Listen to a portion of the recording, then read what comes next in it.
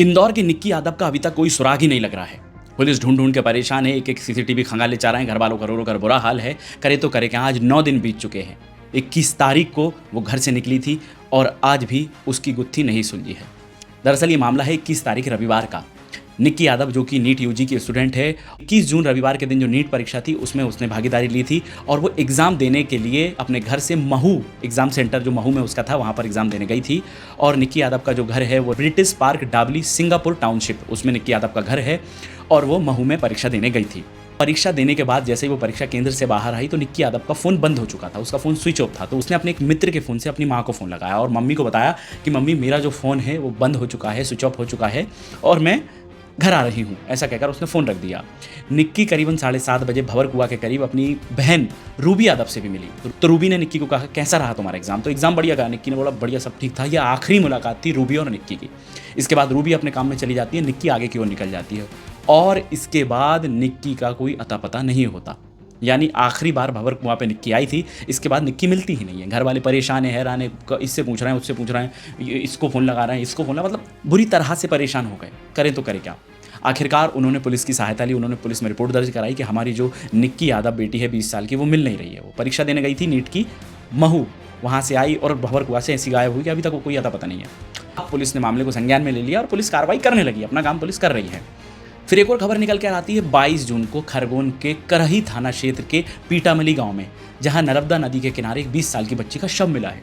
Police यहाँ चौकन्नी हो गई कि कल एक खबर आई थी कि भैया एक बच्ची लापता है जिसकी उम्र 20 साल है और ये भी बच्ची इतनी लग रही है। तो निक्की के घर वालों को सूचना दी गई। वो बॉडी की शिनाख्त करने के लिए खरगोन के टेहरी थाना क्षेत्र पहुंचे तो पता चला ये और कोई नहीं बल्कि निक्की ही है। तो निक्की तो भंवरकुआं पे थी, यहाँ कैसे पहुंच गई? बहुत बड़ी गुत्थी है, कैसे सुलझाएं? तो फिर पता चला कि 21 तारीख को निक्की यादव जो है इंदौर रेलवे स्टेशन से रैपिडो बुक करती है। कहाँ के लिए? बड़वाह के पास दादा दरबार नर्मदा पुल के लिए वो रैपिडो बुक करती है। इंदौर रेलवे स्टेशन से बड़वाह के दादा दरबार पुल तक जाना था। टोटल 85 किलोमीटर का सफर था ये। फिर रैपिडो चालक गुरदीप, जी हाँ उस रैपिडो चालक का नाम था गुरदीप। गुरदीप ने बताया जैसे ही उसने निक्की को बैठाया, निक्की पूरे 85 किलोमीटर के क्षेत्र में बिल्कुल भी गुरदीप से कोई बात नहीं करी। ना उसने फ़ोन पे किसी से बात करी, ना किसी तरह की कोई भी कॉन्वर्सेशन इन दोनों के बीच में नहीं हुई।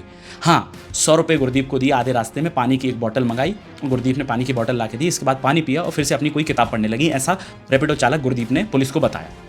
फिर गुरदीप ने उसे वहीं रात के लगभग 11:30 बजे, मतलब समझिए रात हो चुकी थी उस समय, रात 11:30-12 बजे के लगभग उसने दादा दरबार नर्मदा पुल के ऊपर निक्की को उतारा।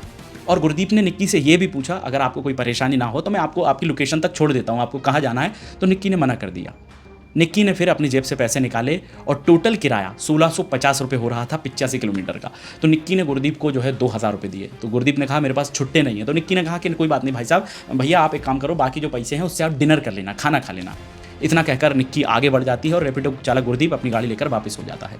इसके बाद 22 तारीख को लगभग 5 से 6 किलोमीटर दूर, जहाँ रैपिडो चालक ने निक्की को उतारा था, वहीं से 5-6 किलोमीटर दूर नर्मदा नदी के किनारे निक्की का शव मिला। अब भैया पुलिस ने इस मामले को तुरंत संज्ञान में ले लिया। घर वाले परेशान हैं, रो रो कर बुरा हाल है। लगभग 23 तारीख को निक्की का पीएम होने के बाद परिजनों को उसका जो शरीर है वो सौंप दिया गया। घर वालों का रो रो कर बुरा हाल है। निक्की के माता पिता एक ही बात कह रहे हैं, जहाँ पुलिस की निगाह एक तरफ से ये देखी जा रही है कि हो सकता है सुसाइड का मामला हो, निक्की ने खुद को ख़त्म कर लिया हो। लेकिन निक्की के घर वाले, निक्की के पिता रामानंद यादव का कहना है कि मेरी बेटी बहुत होनहार है, पढ़ने में बहुत तेज़ है, उसने बड़े बड़े सपने देख रखे थे, उसको डॉक्टर बनना था, वो ऐसा कदम कभी उठा ही नहीं सकती। तो फिर गुत्थी है क्या? क्यों नहीं सुलझ पा रही?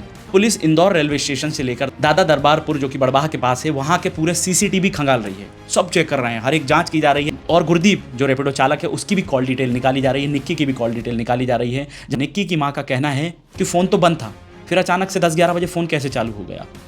तो ये गुत्थी दोस्तों अभी तक सुलझ ही नहीं पा रही है।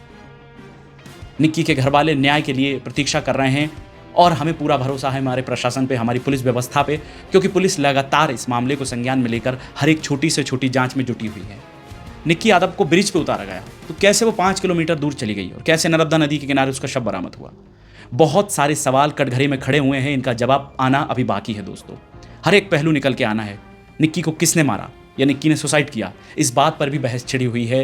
लेकिन अभी तक इस पूरे मामले में अभी तक कोई पुख्ता सुराग या कोई पुख्ता खबर निकल के नहीं आई है, पुख्ता सच अभी तक निकल के नहीं आया है, जिसकी हम सभी को प्रतीक्षा है।